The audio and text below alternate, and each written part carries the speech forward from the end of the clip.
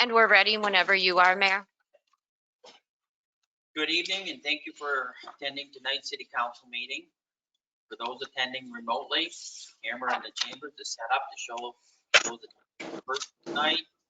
The platform here has a raise hand feature. You will notice a picture of a hand in the upper right-hand corner.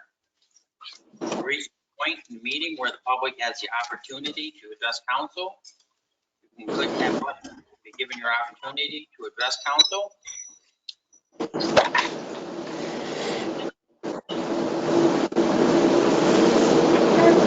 Yo, got noise. He muted. I pledge allegiance to the flag of the United States of America, and to the republic for which it stands, one nation under God, indivisible, with liberty and justice for all.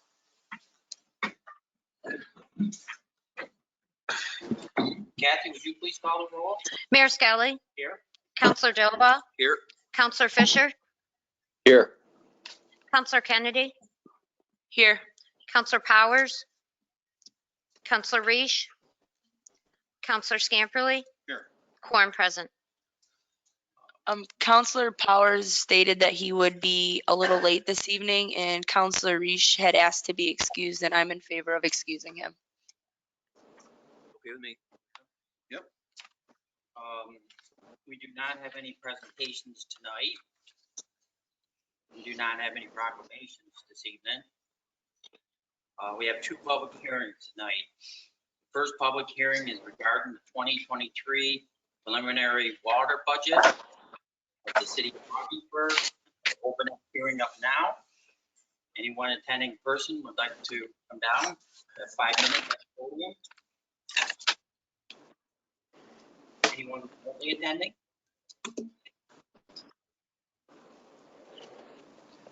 I'm checking, Mayor. I apologize.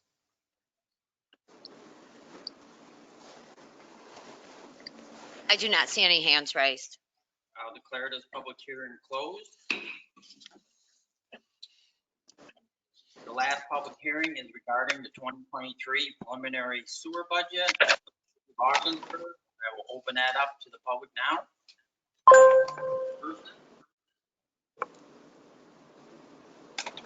Anyone remotely? The first individual is registered as Greg McNamara, and I will unmute that individual now. It appears you are self-muted. Hello, can you hear me? Yes, sir. You can, good. I just wanted to make sure that this was working. I don't want to talk about the public hearing, but I'll be calling in a personal appearance. Glad to hear it coming through tonight. Thank you. Thank you.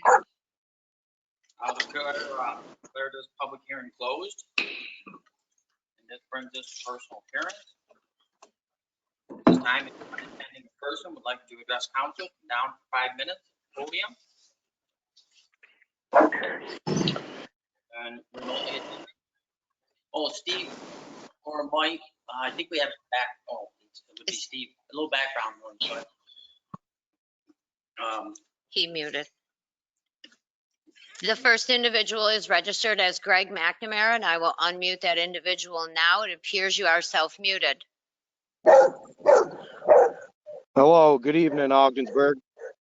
I just wanted to let you know, as a council, I did receive my FOIL request back as to why I was removed from City Hall by Stephen Jelly. There is no documentation, so I'd just like to know if anyone could get back to me or get me some answers as to why 4 city employees, 2 clerk employees and 2 police officers told me I would be receiving official documentation from the office of City Attorney Scott Goldie as to why this took place. And I was told there's no documentation from the FOIL request answer. So I was lied to. And I hope, someone can give me an answer as to why Stephen Jelly's having people violate my constitutional rights, police officers and people who work under him, and lying to me on behalf of Scott Goldie, saying he's going to provide me documentation. This is obviously a huge, corrupt coup that happened against me, because you guys didn't want me to come in there and say what I know about and knew about. So It's unfortunate. I'm glad I finally got the answer to the FOIA request. I don't have to wonder every day why it's taken so long to get the stuff. And, I knew this was going to be the answer deep down inside. I already knew it. It's unfortunate. Like I said, you guys are corrupt, whether you want to admit it or not. And I'm not, the three, I'd say their hands were tied. They're powerless under your rule, the four's rule. But you guys knowingly let my rights be violated, and you think it's a joke. Nothing's still been done about it. So once again, are you guys going to do anything about this? Can anyone tell me why I've been lied to by 4 city employees, and why police officers, for one, swear an oath to the Constitution, right? And then they're violating my constitutional right. Who do I go after? Do you guys want me to go after the police? Or what's my next step here? I just want to know. Thank you. I do not see any other hands raised. And this brings us to correspondence. I believe we have one letter. Yes. Greetings, council members. The Lions Club Light Up the Night Holiday Parade has become a wonderful annual tradition for thousands of area families. Please accept this letter as our request to host this year's parade on Saturday, November 19th, 2022 at 6:00 p.m. The parade will be staged at Ogdensburg Free Academy and travel north on State Street to Morset Park. Please feel free to contact me with any questions. Respectfully, Rhonda Rothel, Director, Lions Club Parade. Next, we have our consent agenda. The claims is enumerated in the general fund warrant number 18-2022, in the amount of $654,527.02. Library warrant number 18-2022, in the amount of $0. And capital fund warrant number 18-2022, the amount of $1,144,206.34. And community development fund warrant number 18-2022, the amount of $0. And community renewal fund warrant number 18-2022, the amount of $0, as audited, be and the same hereby are ordered paid. I so move. I'll second it. Kathy, would you please call the roll? Mayor Skelly, Yes. Counselor Dilaba, Yes. Counselor Fisher, Yes. Counselor Kennedy, Yes. Counselor Scamperly, Yes. approved. We have one appointment tonight, and I will make a motion to appoint Michael Weaver to fill the vacant unexpired 3-year term on the Pride and Beautification Commission term to begin October 11th, 2022, and then December 31st, 2024. I so move. I'll second that. Kathy, would you please call the roll? Counselor Scamperly, Yes. Mayor Skelly, Yes. Counselor Dilaba, Yes. Counselor Fisher, Yes. Counselor Kennedy, Yes. approved. Our first item of business will be read by City Clerk Kathy Jock. It's a resolution authorizing the city manager to sign a New York State DOT undertaking agreement to allow the 2022 holiday Light Up the Night Parade route to be designated as State Route 68. I'll move that. I'll second it. Discussion? I tell you, I think, I know people really enjoy it. It's been a great thing. And happy to see it still going. Kathy, would you please call the roll? Mayor Skelly, Yes. Counselor Dilaba, Yes. Counselor Fisher, Yes. Counselor Kennedy, Yes. Counselor Scamperly, Yes. approved. Our next item of business will be read by City Comptroller Angela Gray. Good evening. A resolution to authorize the funding from the American Rescue Plan Act. Whereas the city of Ogdensburg was awarded American Rescue Plan Act Coronavirus Local Fiscal Recovery Fund allocation in the amount of $1,068,179.64. And whereas $535,177.88 was received in the 2021 fiscal year. And whereas these funds are being used to mitigate the economic fallout of the coronavirus pandemic and to support communities and populations impacted by the pandemic. And whereas the City Council previously awarded approve the allocation of a portion of the funding to nonprofit organizations and small businesses, as well as the individual assistance program. And whereas funds totaling $173,500 were previously dispersed to nonprofit organizations and small businesses. And whereas funds totaling $124,442.16 were previously dispersed for the individual assistance program. And whereas City Council previously approved the allocation of $100,000 to the general fund to be used by the city for lost revenue in the years 2020 and 2021. And whereas the remaining balance of the city's first allocation of the ARPA funding is $137,235.72. Now therefore be it resolved that the city comptroller is authorized to disperse funding to the Ogdensburg Public Library in the amount of $9,895 to pay the library's bond debt to the city of Ogdensburg.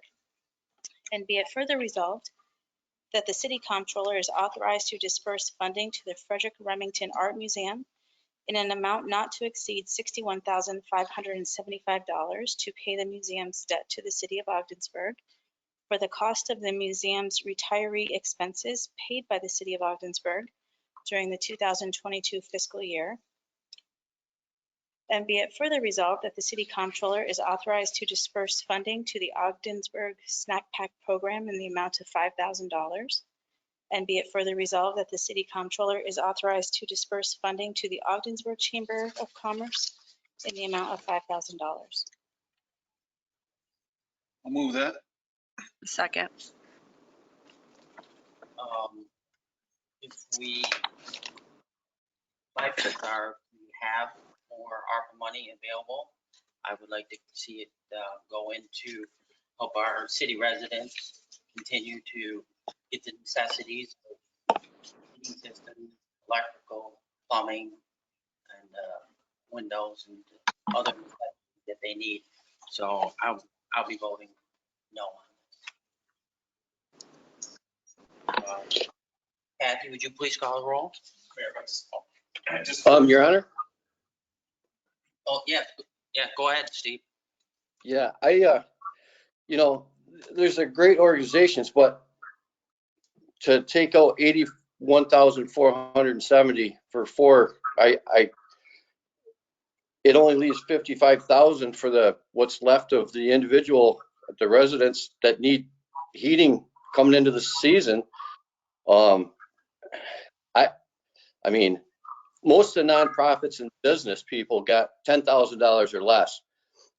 Nobody was handed out $60,000 plus. And for that reason, I mean, I don't have a problem allocating funds to these, but I'm not, they got to be in line with what everyone else got. Plus, some of these people also got PPP money in a pretty good chunk. So it's not that they weren't helped along the way also, but the citizens didn't get to put in for PPP money or any other assistance for the most part, except the checks that they got. So I won't support it either, the way it sits. So Mayor, if I can just some background, I should have got this in before you all, just a couple of things real quick. In regards to the first one on the list, the library at $9,895, that was an amount of money that council during the budget said they wanted to take care of. We made no other contributions to the library last year.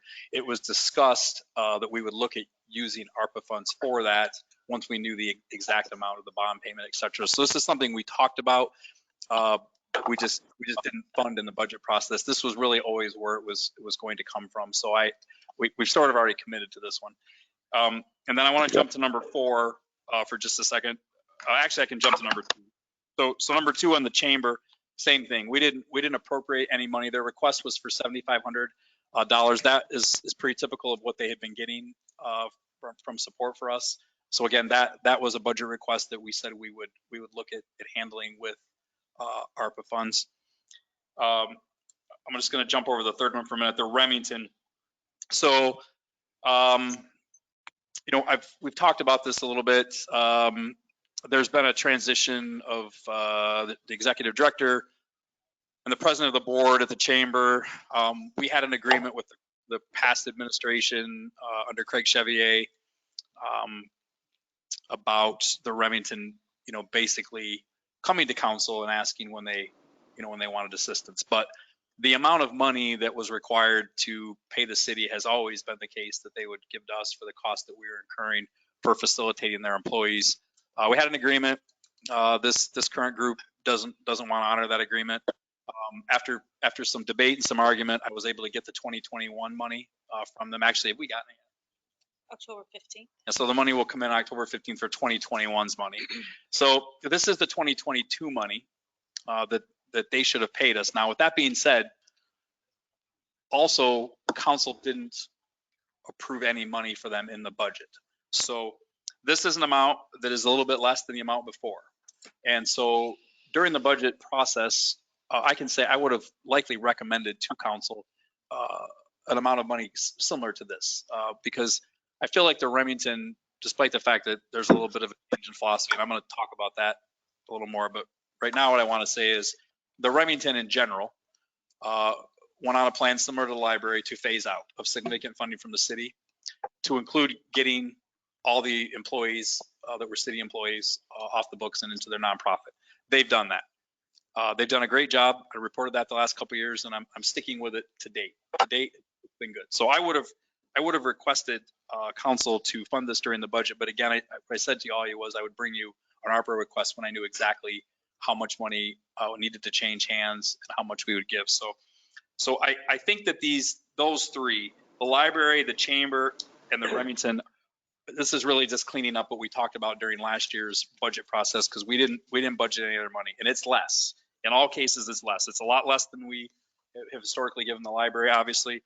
And I think appropriate given the fact that the library, did get their financing direct from the people increased. I think it's going to be difficult for them to get significant money from the city in coming years. One, we necessarily don't have it, but then two, I don't know how many times you can tap the taxpayers. I think now that they're getting this pretty significant amount, they're going to have to figure out how to live with that and or increase that amount if they're going to become taxpayer funded that way. I don't think you can get it twice. I think before it was a small amount they were getting through the school system, but now that they're up over 200,000, I think it needs to stay that way.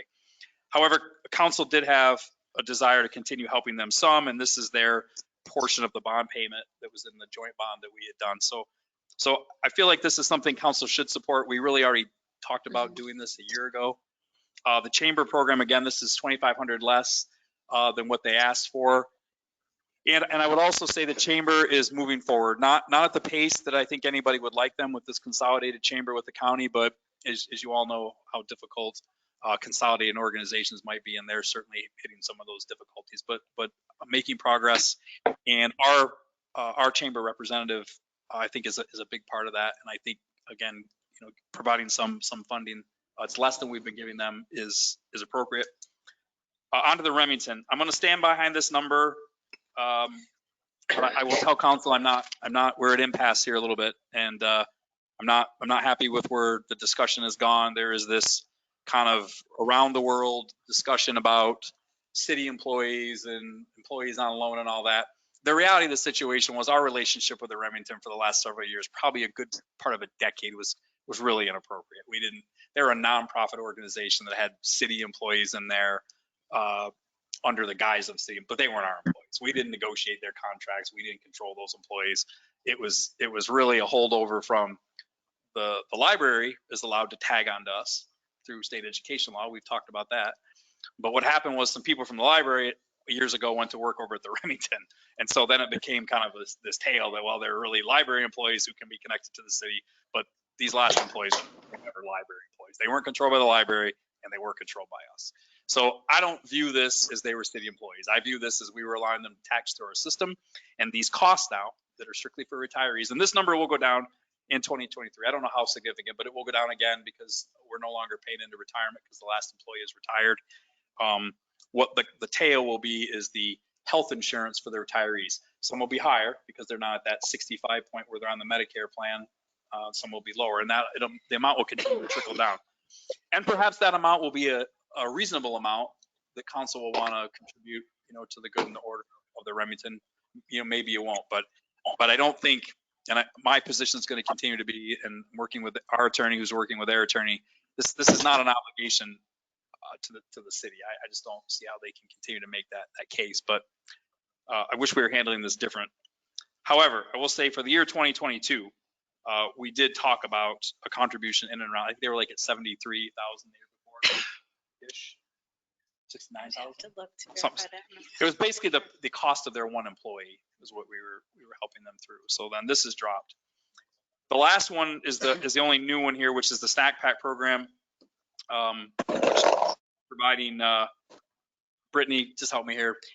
I can handle it for you. After school, yeah. Usually the snack pack program, they provide weekend snacks to families and children who request them. So they put snack bags and children's book bags without being noticed by the other students. They do it so it's more of a private thing. So kids have, provided breakfast and snacks throughout the weekend without their classmates knowing. It's a fantastic program. So we've given them some money previous. They asked for 9,000. I just didn't have 9,000 to do right now, but I think this is just another really worthwhile endeavor that, Mayor, to your point about taking care of people, this is in the truest sense taking care of people. So, so I guess my message to all of you before you vote is part of this is just cleanup of what we talked about during last year's budget.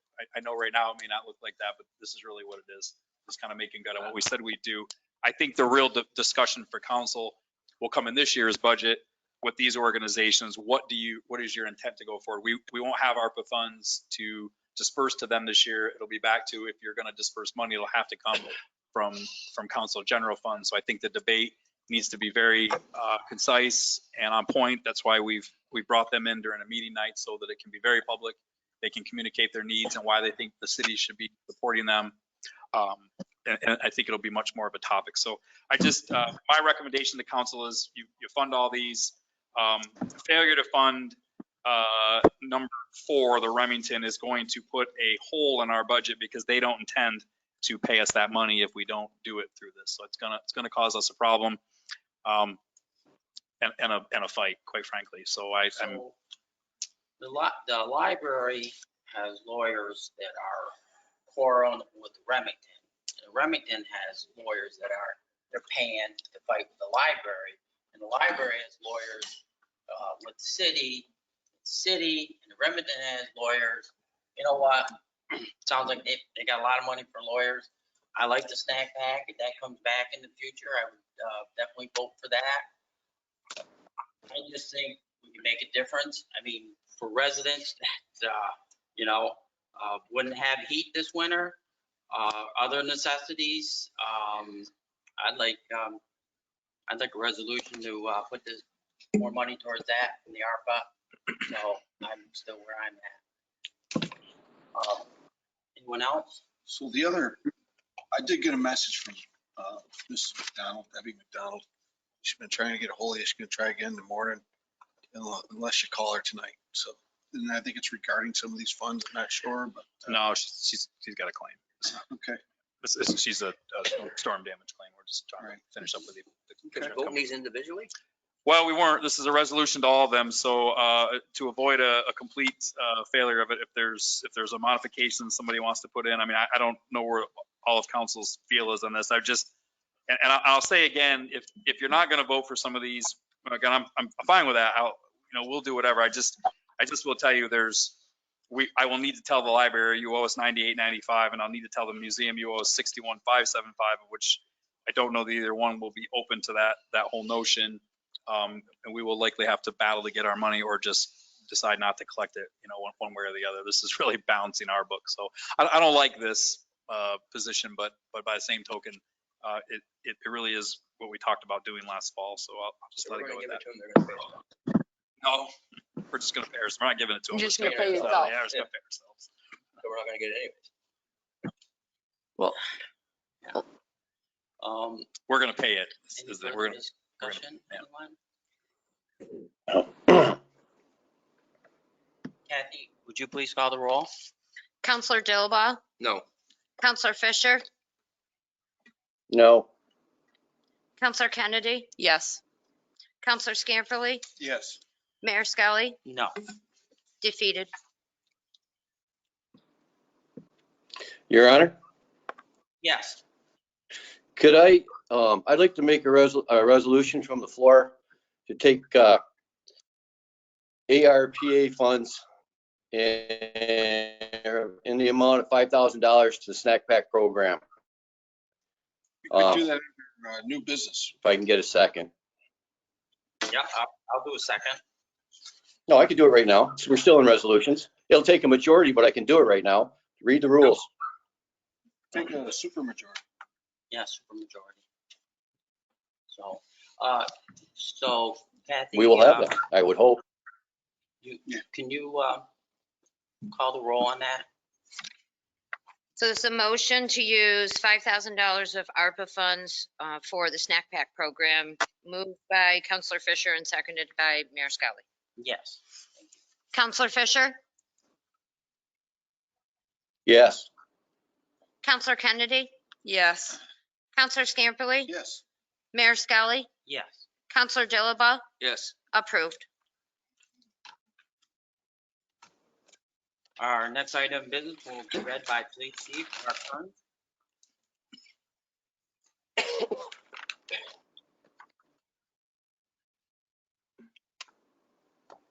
Resolution authorizing the police department to pay for an officer wellness program from the forfeiture of criminal proceeds account.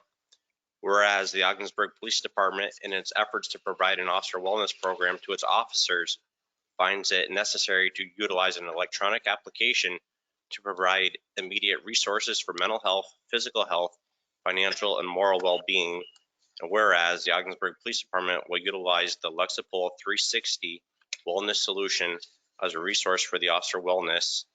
And whereas the cost of this program for the remainder of 2022 is $500. And whereas it is permissible by the equitable sharing program guidelines to utilize funds from the forfeiture of criminal proceeds funds to pay for such expenses. Now therefore be it resolved that monies in the amount of $500 be appropriated from the forfeiture of criminal proceeds account line A2626 general fund revenues, and be it further resolved that $500 be transferred from the forfeiture of criminal proceeds accounts to the professional training account line A3120.510 to cover this expenditure. I'll I'll move move that. that. Second. Kathy, would you please call the roll? Counselor Kennedy, Yes. Counselor Powers, I'm sorry. we are on The, bill number Police 95. wellness, transferring some funds to wellness program, $500. What's that resolution? Oh, from the criminal process, yeah, Yeah. yes. Counselor Scamperly, Yes. Mayor Scully, Yes. Counselor Dilaba, Yes. Counselor Fisher, Yes. approved. And this brings us to old business, and we will begin with City Comptroller Angela Gray.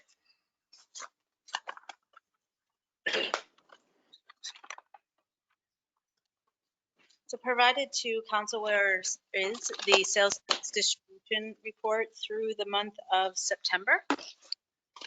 And it kind of shows you where we're at. We are on pace through the month of September to our goal of $250,000 of collections per month. The year-to-date collections are $2,340,304. And just as a reminder, October will be a telling month for the sales tax in the city, as this is a month they do sort of a true up. So July just doesn't still make sense to me. Okay. Why the proceeds are down so far. I mean, it's a building month. It's the most active time in Right. Ogdensburg. So these are based on cash collections. So first point is July's number does not reflect the commerce in the month of July. So that's really belongs to June and part of May. But secondly, sales tax is distributed, say, on a 3-month cycle, I think is an easy way to describe that. Month 1, there's a logarithm. They estimate how much they think the city of Ogdensburg should collect. They do that for month 2. Month 3, when all of the quarters are closed at the state level with all of the authorized sales tax vendors, they have the actual numbers. And so they're able to then say, okay, using actual data in that third month, here's how much money was reported to the tax department based upon collections in those 3 months. So they pay us too much. So they overpaid They in would have, May and yes, June. Correct. So October, what Andrew just says, our month effective. The actual month of October, we can overpay, they'll take it out of that, or they'll underpay. We'll see another month that will likely be skewed either up or down because it will be the true up of the previous months. And when do we anticipate that number? The second distribution is due tomorrow, so Okay. hopefully we would have by the end of the week what we know are, not hopefully, we will. By the end of the week, we'll know what our total October collections are going to be for the month. And just from a technical standpoint, if I'm a monthly sales tax filer, month one, I just say to New York State, here's $8,000, here's my taxable sales. I don't say where I earned that, nothing.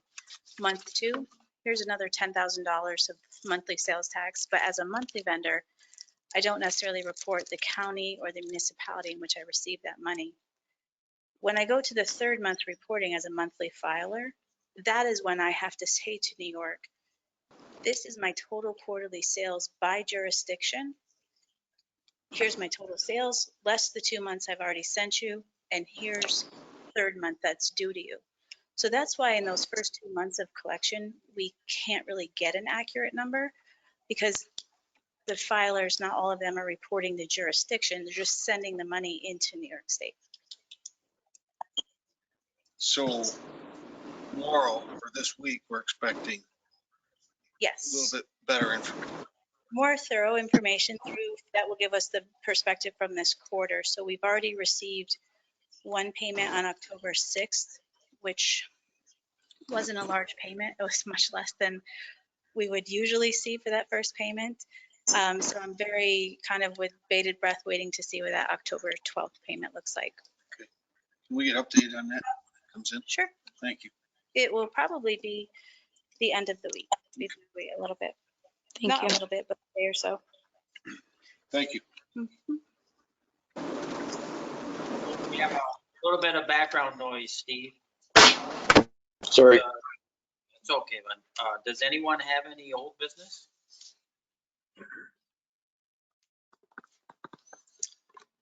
Mayor, I just want to update real quick. So the budget presentation from last week, we are going through and doing what I think is a staff scrub of sort of obvious things that are not in the critical or must do sort of category. That is making some progress in the department heads. I expect it to yield on a high end $1 million to $1.5 million. That's really where I expect it to go. So we're still going to be looking, how we close the gap on $2 million.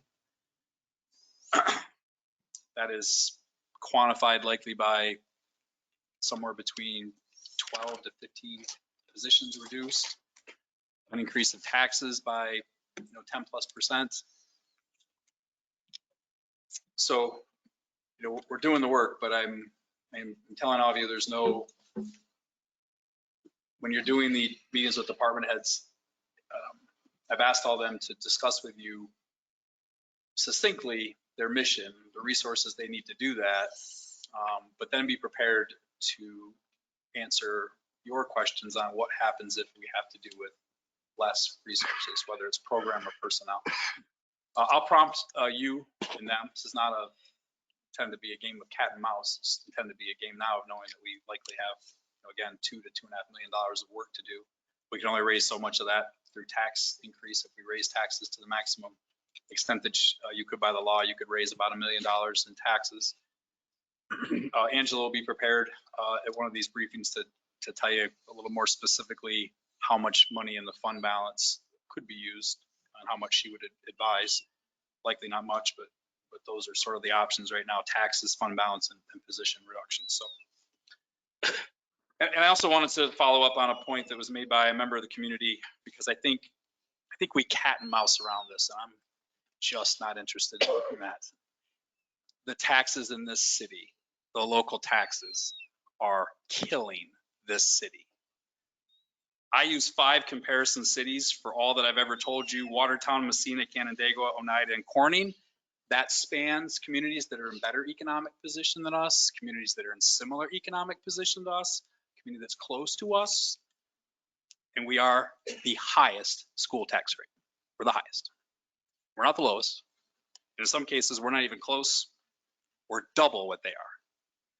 So we're sitting here beating ourselves to death on a $11, $12, $13 per thousand tax rate, looking at cutting absolutely critical services, absolutely critical, life-saving, life-sustaining services on a tax rate that's not that high. But one entity, one organization is at $26.98 a thousand. This city council has every business engaging that topic because it contributes to the same people's demise in taking money away. So it's not a topic we should keep beating around the bush, and I'm happy to engage it with anybody. To your point, Mayor, they received a significant boost in aid, unprecedented, unexpected money coming in, and didn't adjust their tax rate accordingly, just used the money. Right. We can't allow that to continue. The tax picture in this city isn't going to be adjusted simply by city council beating themselves and their city staff and city services into the ground. All of this has to be looked at. And I think that it's more than prudent. It's more than a call to warning and to arms as we are looking at assessments going up. Thankfully, property values are increasing in the city of Ogdensburg. Thankfully, finally, our property tax revenue is not going to be flat based on assessments being flat. But these other government entities cannot be allowed to follow that increase up. There has got to be an understanding that it is time all taxes be brought under control.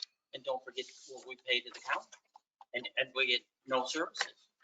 I mean, they don't take care of our roads. They're not taking, the only bridge in the county, in decay, they're not helping with that. They don't help us with the polluted properties. They help every other community. They don't pay, they haven't paid ours for years. They haven't paid us for uncollected property tax or our school.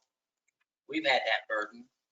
And then they fight us, losing 2 courts, go on to a 3rd court, but they're happy to take 8, 9% of our money. Yeah.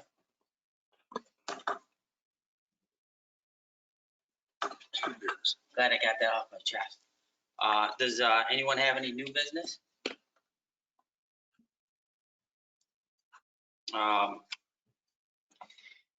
for discussion? So based on some discussion, I've altered the dates here a little bit. If everybody can just take a look at their calendar, get back to me. We will push the fire departments and city hall staff to 17 October, police department and recreation to 19 October. Outside agencies will continue on the 24th in conjunction with a city council meeting. That will include the entities we've talked about this evening. And DPW, planning, code enforcement will get pushed to the 27th. If everybody on council can just let me know, and I'll communicate with staff back and forth, and we'll just keep working these dates. So I just sent an email. The 27th is a tough one. Okay. The other ones all work. 25th or 26th. I know you had the 25th. Either one of those would be better. I don't trust the 27th with, I know my kids' schedules. All right. Things going on. So I'll ping back out to everybody. okay. I'll respond as well. I mean, next Yep. week's going to be difficult, but the following week, the week leading up to the week of the 24th is actually better for me, as I'll be on the road all next week. I mean, we can attend remotely as well, right? Oh, absolutely. But even Monday, the 17th, I don't see myself back in Albany at that point. But I mean, I'll thoroughly vet it and respond via email. Okay. Does anyone else have any items for discussion? And this brings us to citizen participation. This time, anyone attending in council, come down to the podium. We have 2 minutes. Is there anyone remotely attending? I do not see any hands raised. We do not have a need for executive session, so I'll make a motion to adjourn. I'll second it. Second. All in favor? Aye. Aye. Opposed? adjourned.